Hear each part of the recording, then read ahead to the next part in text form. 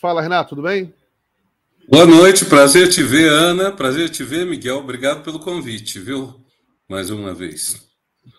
Então, vocês Isso estavam aí. falando do Milei, né? Que coisa louca, né? Que falta total. Olha, nós tivemos nossa experiência, né? Alguém desclassificado, vamos colocar esse termo. São pessoas que não têm o mínimo de pudor. O Sarney, que tenho certeza que nenhum de nós três jamais votou nele, mas o Sarney falava na liturgia do cargo. Você tem que ter um respeito pela sua posição. Você é eleito presidente da República, você não pode fazer papo de mesa de bar. Nós tivemos o nosso, um desclassificado. A Argentina, que é um país que a gente sempre admirou pela qualidade da cultura política, educação política, escolheu agora o seu.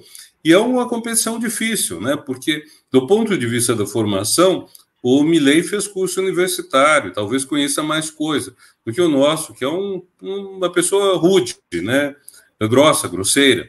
Agora, é espantosa a competição entre os dois para ver qual consegue dizer mais besteira, ser mais ofensivo e ser mais ignorante. O Milei dizer isso do Lula é chocante, mas, na verdade, o que me choca mais é ele, de repente, dizer que poderia ganhar o Prêmio Nobel de Economia. Quer dizer, como?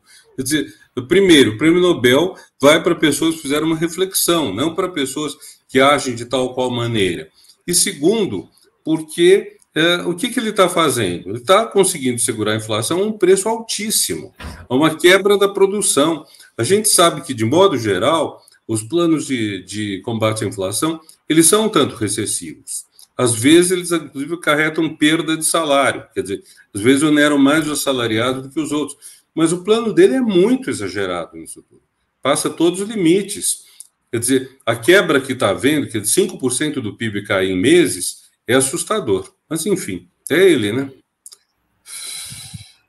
Exatamente. Professor, vamos mudar de Milei um pouco lá para o norte, lá para cima. Você acompanhou o debate? Trump versus Biden? Não, ou a não. Não, né? Eu li muito a respeito, mas eu não acompanhei. Ontem eu capotei, estava muito cansado, fui deitar cedo, então não assisti, mas quando acordei e vi as reações, eu fiquei muito chocado. É muito assustador a gente ouvir tudo isso, né? A gente ver que, enfim, um sujeito, outro desclassificado, né? Assim, fala o que ele dá na telha, não é um sujeito nem que pode dizer fala o que pensa, porque pensar é um verbo muito sofisticado para essa turma, para esses três nomes, Biden, Bolsonaro, Milei. Agora, ele saiu-se melhor que o Biden. O Biden, pelo que eu li, ele realmente não segurou a onda e é uma coisa talvez até enfim, de idade, de estar... Eu detesto falar mal de idade, mas, enfim, parece que ele já não está tão bem, né? Então, é muito preocupante. Agora, sobre a eleição dos Estados Unidos, eu queria colocar um ponto que não tem sido colocado. As pessoas falam muito em porcentagem de votos e tudo mais. É importante, mas a eleição dos Estados Unidos não é pelo voto popular, é pelo colégio eleitoral, que é uma invenção do século XVIII com uma finalidade muito específica, evitar que o voto popular determinasse quem seria o presidente. Veja, há uma preocupação grande quando começam as democracias, Revolução Americana, Revolução Francesa, que é o medo do povo. O medo do povo é uma questão básica que aparece lá. Então, o que se inventa? Uma série de coisas. Primeiro, o voto censitário. Só vota quem tem uma certa renda, um certo dinheiro. Império do Brasil era assim, França era assim, Inglaterra era assim. Segundo, o Senado. Inventa-se um Senado, que é uma assembleia assim, que não é eleita pelo povo, vitalícia, ou que tem mandatos mais longos, mas que funciona como uma câmara de contenção da vontade popular, que se expressaria mais fortemente, mais imediatamente na Câmara dos Deputados. Terceiro, se renova a Câmara dos Deputados parcialmente. Argentina. Na Argentina, a Câmara dos Deputados é renovada pela metade a cada 3 anos. Então, se tiver uma grande avalanche de um sentimento popular, vai demorar 6 anos até isso mudar a Câmara dos Deputados, vai mudar tempo até afetar o Senado. Então, e nos Estados Unidos inventaram o colégio eleitoral, que tem o mesmo número de representantes por estado que os deputados e senadores daquele estado, mas não podem ser deputados e senadores, quer dizer, é uma votação indireta.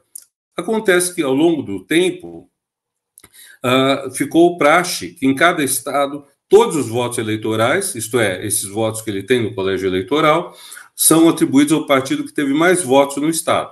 Isso traz um resultado agora, que é o seguinte: dos 50 estados dos Estados Unidos, uns 40, você já sabe quem vai ganhar. 40 não tem a menor chance, uma parte é democrata, ou Nova York e o norte da costa leste, a costa oeste, e pouco mais que isso. E os estados que estão entre eles, e o sul dos Estados Unidos, são republicanos. Isso não muda. O que muda? Uma meia dúzia, 6, 8 estados, não chegam a 10, que que podem oscilar de lado, podem mudar de lado. Então, a campanha eleitoral mesmo tem que ser jogada nesses estados. E pior ainda, tem que ser jogada em algumas regiões desses estados. Então, por exemplo, Michigan. Michigan deu maioria ao Trump em 2016, mas em 2020 a comunidade negra, sobretudo de Michigan, foi maciçamente a favor do Biden e deu vitória a ele.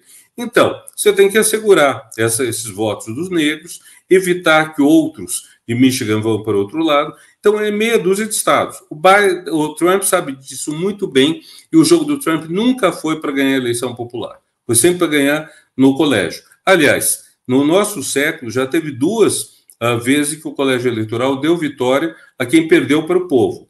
Foi em 2000 com a eleição do Bush 2 e agora em 2016 com a eleição do Trump. Perderam no voto popular. 3 milhões de votos a mais para Hillary sobre o Trump, e ele, mesmo assim, ganhou. E lembrem que quando o Trump perdeu em 2020, ele ligou para o secretário da Geórgia, dizendo: faltam 10.500 votos para mim, me arruma esses votos. Ou seja, ele não precisava de alguns milhões de votos, assim, tipo um Aécio, vamos dizer, em 2014. Ele precisava de 10.500 votos para virar a mesa. A eleição nos Estados Unidos, vamos ser francos, é tapetão. Quer dizer, é o tapetão que ganha, que é o colégio eleitoral. Geralmente, o colégio eleitoral está afinado com o povo. Geralmente, mas acontece que não. E este ano, eu não sei se o Biden vai perder no voto popular. Pode ser que ganhe. Mas toda a aposta do Trump, que tem que ser contraposta pelos democratas, está nesses estados, nesses estados que eles chamam de swing states, estados pêndulo, e vão para um lado, vão para outro. Agora, é inquietante, e o pior é que esse sistema eleitoral, como ele beneficia os republicanos, como os republicanos jogam muito sujo, então não vai ser mudado tão cedo. Pra vocês terem ideia de como é o jogo sujo, Estados Unidos tem voto distrital para a Câmara de Deputados. Só que os distritos são desenhados pelas legislaturas dos estados. O que os estados republicanos fazem? Eles botam num programa de computador sessões eleitorais de modo a garantir uma repartição de distritos que confine os eleitores democratas em alguns poucos distritos e garanta que os republicanos tenham mais assentos no legislativo do que a proporção deles garantiria. Essa é a vantagem do voto proporcional. É mais difícil esse tipo de fraude que nos Estados Unidos é tão cometida. Então, é muito complicado isso, né? É ruim isso. O Renato, tem a capa da Time, já saiu, já divulgaram a capa da Time. Vou pedir para o Guilherme colocar aqui para a gente ver como é que está o clima no Partido Democrata depois desse debate, né? As coisas estão sinistras, né? Things are dark. Os democratas estão entrando em pânico com a performance de Joe Biden no debate e que pode acontecer depois. Aí está lá, panic. O Joe Biden. Pode tirar. Agora, um dos problemas da reeleição, Miguel, é que na reeleição a única pessoa que decide se vai concorrer ou não à reeleição é o próprio que está no cargo. Veja, aqui no Brasil nós tivemos uma experiência muito ruim quando o Olívio Dutra era governador do Rio Grande do Sul, e aí o Tasso Genro decidiu concorrer contra ele na convenção do PT. O Tasso ganhou na convenção do PT e perdeu na eleição, porque a oposição disse claramente: se nem o PT gosta do seu governador, por que nós vamos votar no PT? Então, da mesma forma, se o Biden quer concorrer, se Dilma quis concorrer em 2014, não tem santo que tire. O único jeito seria o Biden, ele próprio, dizer: estou fora. Mas, olha, falta um mês para as convenções. Como que vai se definir alguém nesse período? Muito difícil. E a vice dele, Kamala Harris, não não arrebentou a boca do balão, quer dizer, não trouxe uma imagem de alguém que represente uma coisa forte. Então, eu acho, concordo, até o Thomas Friedman, que é um jornalista do New York Times, que a gente, um articulista, na verdade, New York Times da ala progressista, até ele falou, pelo amor de Deus, Biden, meu amigo Biden, saia, ceda lugar a outra pessoa. Mas está difícil, viu?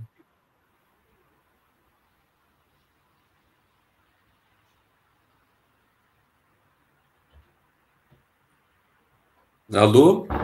Desculpa, professor, a gente estava aqui operando, te deixamos sozinho. Professor, vamos então falar de uma outra eleição, que é daqui 2 dias. O parlamento francês vai ser definido em 2 turnos, no domingo, dia 30 de junho, e no dia 7 de julho. Inclusive, também, se você puder explicar um pouquinho como funciona aí essa eleição, que é uma eleição diferente, em 2 turnos, né, para parlamento. A gente também não está muito acostumado a ver esse tipo de método de eleição para parlamento. Primeiro, foi um ato intempestivo do Macron, assim, na noite da apuração das eleições para o Parlamento Europeu, ele decidiu chamar eleições, 20 dias antes de começarem os Jogos Olímpicos. Hoje, a extrema-direita está com 35%, a Nova Frente Popular está com 29%, que é um ajuntamento aí da esquerda, que eles conseguiram fazer ali algo que não se via na França há um tempo. E, em terceiro, tem aí o grupo do Macron. O que você está pensando? Antes do Renato falar, deixa eu só acrescentar um contexto, que o Macron tomou essa decisão intempestiva porque o partido dele, o grupo dele, teve um desempenho muito ruim nas eleições parlamentares do Parlamento Europeu. Ele perdeu muitos assentos, e a extrema-direita, reunida em torno do Le Pen, ao contrário, avançou muito. Foi um dos maiores avanços em toda a Europa de um grupo de extrema-direita, foi nessa eleição do Parlamento Europeu. Aí o Macron, num gesto, né, que até agora ninguém entendeu direito, ele dissolve o parlamento, pede novas eleições e estamos aqui. Por favor, Renato. Rapidamente, em torno da Marine Le Pen, que é a líder... Vamos começar pelo gesto nacional, e o Bardella, né, esse jovem que disputou aí, que é o Bolsonaro deles. Assim. Pois é. Bom, está assustador mesmo. Vocês já colocaram, vamos dizer, o patos que a gente está vivendo em relação a essa eleição francesa. E a eleição europeia não foi tão ruim. Foi muito ruim na França, em que a extrema-direita chegou perto dos 40%. Mas na Alemanha, a extrema-direita cresceu, mas teve 15%. Somando os partidos da coligação de governo na Alemanha, coligação que tem os social-democratas, os verdes e acho que os liberais, somando, ela deu 30 e poucos %. Quer dizer, é invertido. Na França, a extrema-direita teve o mesmo que a coligação de governo progressista da Alemanha teve. E a extrema-direita alemã teve a mesma votação que o Macron. Agora, para o Macron foi uma surra, porque, veja, ele se elegeu em 2017 como um candidato solo, ele não tinha partido, não tinha nada. Ele criou um grupo chamado Em Marcha, são os iniciais dele, o que já mostra um pouco, vamos dizer, a modéstia, só que não, do presidente da França. Depois ele transformou esse partido, mudou de nome, foi mudando de nome. França tem essa coisa, o partido muda de nome o tempo todo. Chamou-se a República Em Marcha, depois agora se chama Conjunto, Ensemble, ou Juntos, se vocês quiserem. E o fato é que realmente está virando pó, e provavelmente vai virar pó nessas eleições. O sistema, é bom a gente explicar o sistema, porque assim como o sistema americano é único, peculiar e esquisito, o da França é único, peculiar, mas não esquisito. É o seguinte, é um parlamentarismo com forte presença presidencial. Então, o presidente é eleito cada 5 anos, e ele é uma espécie de Júpiter. Inclusive, comparam o presidente da França a Júpiter, uma espécie quase de um deus que está mandando nas coisas, e o Macron assumiu muito essa figura, que certamente tem a ver com o de Gaulle, que foi o criador desse modelo, e com Mitterrand, que também exerceu o poder de maneira um tanto imperial. Agora, acontece que o que eles chamam de governo não depende do presidente. O governo é parlamentar, ou seja, é o primeiro-ministro que tem que ter maioria no parlamento, senão ele cai. Então, o que acontece o Macron convocou eleições porque ele não teve, nas eleições de 2 anos atrás, maioria clara no parlamento. Teve maior bancada, mas não teve metade mais um. Então, o sistema francês permite que o presidente nomeie um primeiro-ministro e esse não precisa do voto de confiança do parlamento, que também é uma coisa curiosa. Normalmente, no parlamentarismo, você monta o seu gabinete, vai ao parlamento e tem maioria absoluta para governar, ou então você não governa. Na França não precisa, o que fortalece o presidente. E aí o que acontece?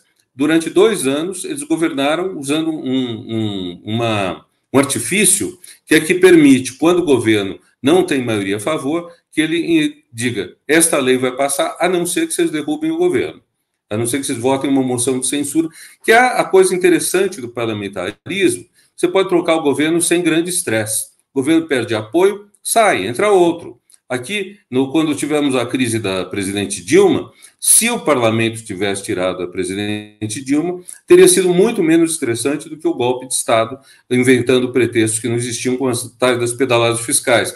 E, por sinal, seria muito possível tirar a presidente Dilma e colocar uma pessoa da mesma linha política. Não precisava ser alguém que traiu a chapa pela qual foi eleito. Mas, enfim, o fato é que tudo indica que a extrema-direita vai ter maioria absoluta no parlamento. Bom, os 2 turnos, é importante dizer. Sendo um regime parlamentarista, é comum que o voto seja distrital. O voto distrital quer dizer que não é uma eleição, são 577, uma para cada vaga. E nessas eleições, em cada uma, ou tem que haver maioria absoluta, ou então tem um segundo turno. O segundo turno das eleições parlamentares é curioso, porque ele vai nele todo mundo que teve pelo menos 1/8 dos votos possíveis naquele distrito. Então, acontece ter 2 candidatos no segundo turno e ter 3 e até 4. Teoricamente, seria possível ter 7, mas nunca aconteceu, até porque geralmente se concentram. Então, no domingo, nós vamos ter uma eleição na qual alguns vão ser eleitos já. Eu calculo que o partido da extrema-direita vai ter 100 cadeiras. Se ele tiver 150, vai ser provavelmente um tsunami da extrema-direita. Se ele tiver 100, o jogo não está fechado. No segundo turno, resta ver se vai haver uma união contra a extrema-direita. Isso significaria os candidatos de esquerda que não passaram apoiaram os nomes do Macron, e não vão ser tantos. E, inversamente, os candidatos do Macron apoiaram os da esquerda, e vão ser mais numerosos. Eu acredito. Olha, isso é aposta, gente, mas, enfim, não custa apostar, né? Não estou pagando nada. Eu calculo que a extrema-direita vai ter de 100 a 150 cadeiras, que a esquerda vai ter 50, que o Macron vai ter 20 no primeiro turno. E o que tiver acima disso, de cada um deles, é lucro. Mas, se no segundo turno a extrema-direita tiver metade mais um, a festa acabou. O Macron vai ter que nomear um primeiro-ministro dela, ele que escolhe. O Bardella está dizendo que vai ser ele pode escolher outra pessoa, mas vai ter que ser alguém da extrema-direita com confiança nela no parlamento. E aí a gente pode imaginar o que vai ter. Um ataque em regra contra os imigrantes, árabes e negros, sobretudo. Brasileiros, latino-americanos, nem tanto, a não ser que sejam de pele mais escura. Aí também vão ser discriminados. E vamos ter uma série de medidas políticas para favorecer o grande capital, em detrimento de políticas sociais. Na educação, que se prevê é um horror, porque eles prevêem acabar com os sistemas de estímulo aos alunos mais fracos, que geralmente são os alunos com menos repertório, mais pobres, e que, mesmo o Macron sendo um governante centro-direita, existe uma preocupação de como melhora a aula desses alunos. Isso vai acabar com a vitória da extrema-direita. Na melhor das hipóteses, a extrema-direita não ganha, mas é difícil a esquerda ganhar a maioria absoluta. Aí como vai ser? Só Deus sabe. Quer dizer, vai haver um governo um ministério, né, de esquerda? Pouco provável. Vai haver uma aliança entre a esquerda e o Macron? Difícil, porque o Macron já deixou claro que ele quer negócio com a direita, não com a extrema-direita, mas com a direita. Eu acho que o Macron, o partido dele vira pó, viu? E o partido tradicional da direita também vai virar meio pó. Você tem aí o resultado das pesquisas, então, né? Esse aqui é um monitoramento do Financial Times. Eles pegaram aí desde o começo junho até ontem. Os últimos dados são de ontem, 27 de junho. E aí, olha aí os números, 36,1, né, para o ajuntamento, reunião nacional, não sei como traduz exatamente o Rassemblement Nacional, a Nova Fronte Popular da esquerda, 28,4, e o ajuntamento da cidadania, né, o 20,2% do Macron. E lá embaixo os republicanos. Os republicanos só vão conseguir eleger alguém se colarem num outro partido. Talvez eles... Olha, vai ser em francês falam raz de marée, vai ser um maremoto, tudo isso daí, vai ser assustador. Veja que o percentual da Nova Frente Popular, o percentual do partido Macron, que é o terceiro de cima para baixo, estão estáveis, sei lá, faz mais de 2 semanas. A União Nacional, que é como os portugueses traduzem, acho que fica melhor união do que reunião, a União Nacional foi crescendo. Os republicanos oscilam, mas eles estão com muito poucos, né? Com 7%, eles não vão nem para o segundo turno, em boa parte na maior parte dos distritos. Mas isso também depende muito de cada distrito. Tem distritos que são de tranquila eleição de fulano ou beltrano. Mas lembre uma coisa, 93% dos municípios franceses colocaram a União Nacional em primeiro lugar. 93%. Onde que a União Nacional perdeu foi, sobretudo, na região parisiense, em algumas grandes metrópoles, como Lyon, por aí. Mas o quadro é assustador. E aqui, professor, são os temas que, segundo o Financial Times, seriam os temas de maior interesse da população francesa. Os temas sociais, que eu acho que aí entra a questão da educação, como você estava citando, os temas econômicos, depois, em terceiro, a questão da imigração, depois segurança pública e meio ambiente, né? Environment, meio ambiente. Olha, teoricamente isso é bom para a esquerda, porque questões sociais são mais de esquerda. Eu pensei quando eu vi também. Imigração e insegurança são temas mais para a extrema-direita. Mas, na prática, como o Financial Times é um órgão das finanças, ele não fez a mesma distribuição que eu vi no Le Monde, que eu não tenho de cabeça. No Le Monde, a divisão era mais temática, estava mais a questão, por exemplo, a questão da educação estava bem no fim da lista, por exemplo. Então, é preocupante. Talvez eles juntaram, né? Essa é uma pesquisa da Ipsos. Eles devem ter juntado todos os temas sociais. Ipsos, é a mesma que fez para o Le Monde. Eles devem ter feito uma coleta diferente. Mas o que é muito preocupante é uma pesquisa que eu vi. Por que as pessoas votaram na extrema-direita? Porque o Macron dissolveu, não dá muito para entender, mas dá para entender o seguinte. 2 anos atrás, ele conseguiu a maioria absoluta para ele se eleger e não conseguiu maioria absoluta na Câmara. Então, a gente sabia que ele iria querer dissolver o parlamento em algum momento para tentar ter maioria absoluta. Mas, para fazer isso, o melhor era ele dissolver num momento que fosse bom para ele. O maluco é que ele dissolveu num momento péssimo para ele. O partido dele caiu tanto de votos nas europeias. E aí, então, eu tenho a impressão que ele deu uma de psicanalista de algibeira. Tipo, gente, é isso mesmo que vocês querem? Ou só um voto de protesto, um voto contra, ou vocês querem mesmo botar esse bando de maluco no governo, esse bando de gente racista, preconceituosa, num partido que foi criado por gente que colaborou com os nazistas. É isso que vocês querem? Ele colocou as pessoas em brios, como se diz. Só que as pessoas estão com tanta raiva do Macron, o Macron ficou tão impopular, que não foram nessa. 2 anos atrás, o Macron ganhou no segundo turno, porque teve um aporte da esquerda. E ele disse algumas coisas para atrair apoio da esquerda e depois rifou. E lembre, é o presidente que enfrentou o caso dos coletes amarelos. O que foi isso? Quer dizer, ele criou um imposto sobre a economia carbonizada. A ideia era descarbonizar a economia. O que é correto, ecologicamente. Só que o imposto ia cair muito sobre gente pobre ou de baixa classe média, morando nas periferias ou nos vilarejos, que precisa do seu carrinho velho que anda de diesel. E o diesel ia pagar um imposto alto. Isso levou aos coletes amarelos, que é um movimento que não foi partidário. Meu filho fez um belíssimo trabalho de iniciação científica sobre eles, que ele estava na França durante esse período, foi a 12 manifestações em 12 cidades diferentes. E aí, o que ele pegou nisso? Ele achou que era um movimento progressista. Muita gente achou que não era.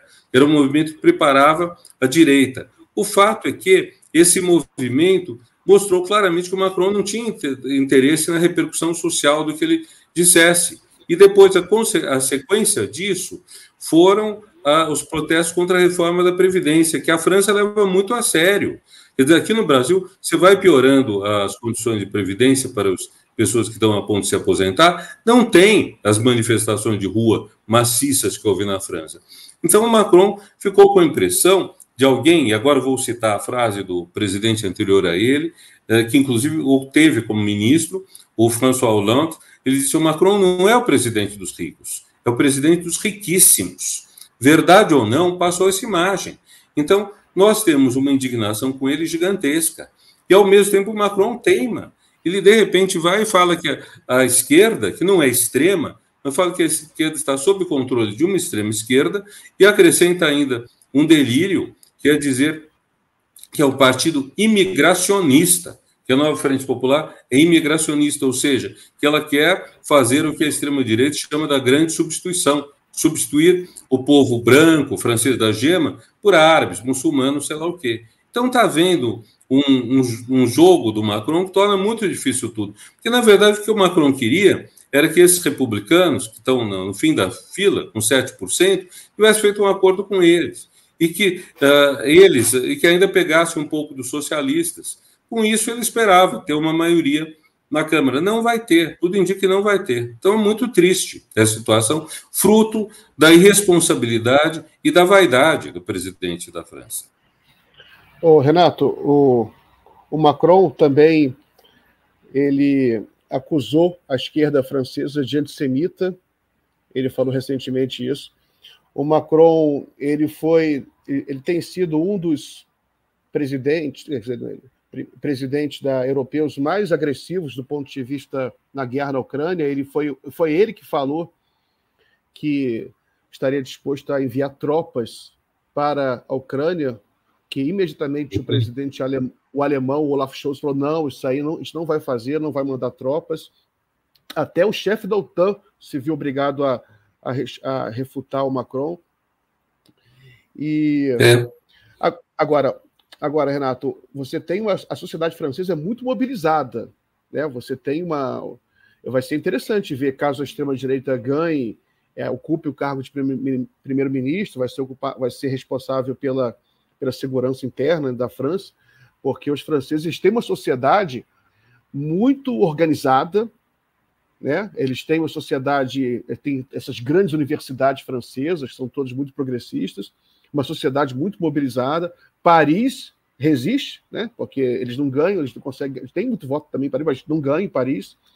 Como é que você acha que vai ser esse embate entre essa grande sociedade civil francesa progressista e a extrema-direita? Olha, antes disso, só sobre o antissemitismo.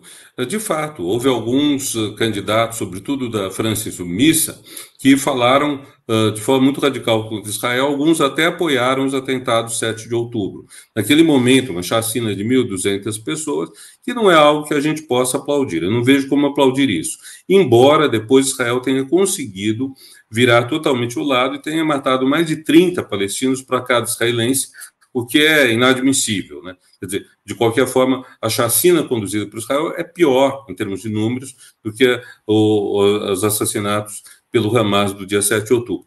Agora, a acusação de antissemitismo não faz muito sentido. A gente entende que a comunidade judaica é muito suscetível a qualquer indicação nesse sentido, dada a dimensão gigantesca da chacina feita por Hitler, o assim chamado Holocausto. Agora, tem algumas centenas de casos de antissemitismo repertoriados na França, sem grandes vítimas, enquanto o grande racismo que hoje prevalece naquele país é contra árabes. É contra árabes e também contra negros. São as principais populações alvo de racismo. Então, isso é um pouco, vamos dizer, deslocar a questão. Mas a mentalidade europeia é muito suscetível ao antissemitismo, então a gente tem que entender isso, mesmo que a realidade seja mais do preconceito contra os árabes. Quanto ao que vai acontecer no day after da desgraça? Bom, primeiro, do ponto de vista institucional, Macron ainda tem 3 anos de mandato.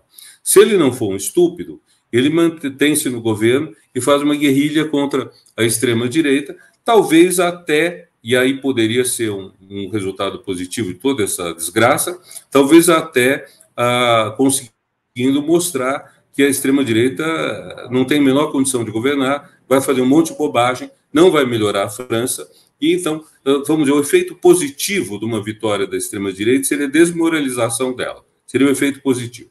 Mas é muito preocupante, Miguel, o fato de que Argentina e França, dois países que nos respectivos continentes têm a fama de serem países de uma cultura política muito grande, como você acabou de mencionar para o caso francês, estejam a ponto, um deles elegeu e outro esteja talvez na possibilidade de eleger esse pessoal, essa turma.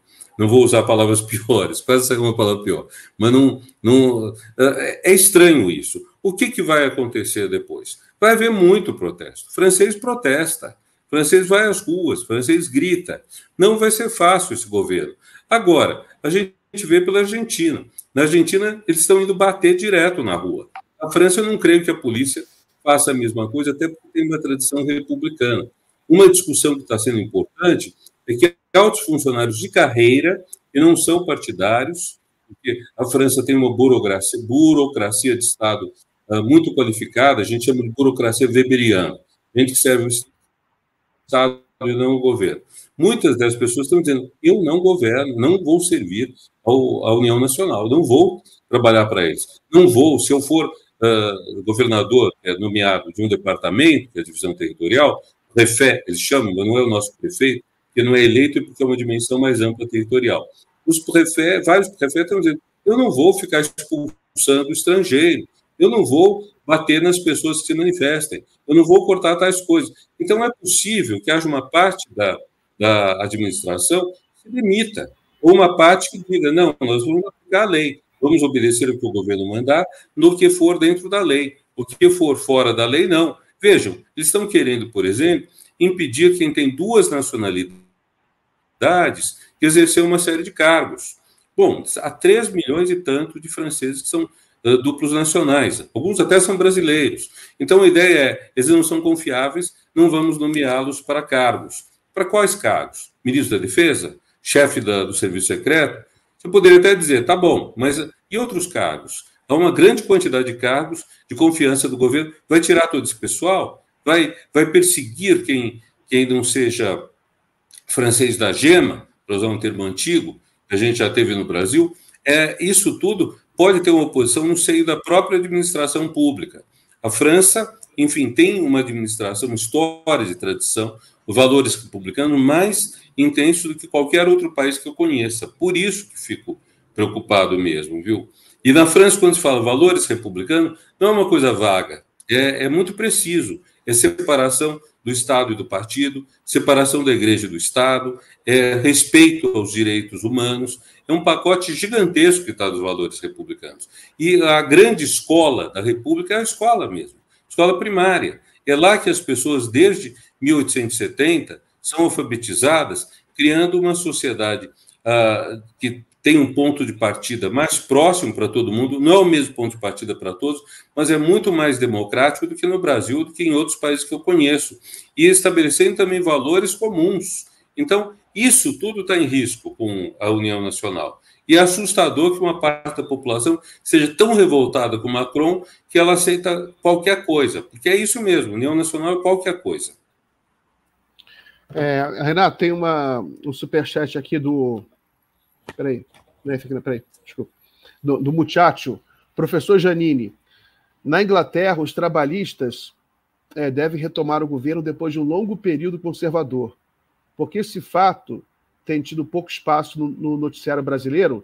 Antes do senhor responder, Renato, deixa eu só avisar aqui que a gente vai terminar o bloco daqui a pouco, aí então vai ser sua última resposta. Eu tenho outro convidado que já está aqui nos bastidores, mas então a última parte, essa é uma pergunta sobre a Inglaterra. Olha, muito boa a sua questão. De fato, na Inglaterra está tudo bem sinalizado de que os trabalhistas devem ter uma vitória acachapante.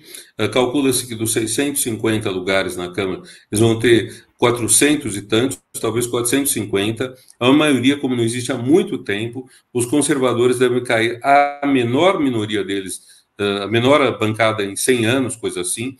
E por que não está sendo noticiado? Eu não sei. Talvez, a sua pergunta dá a entender que talvez porque seja uma vitória mais à esquerda.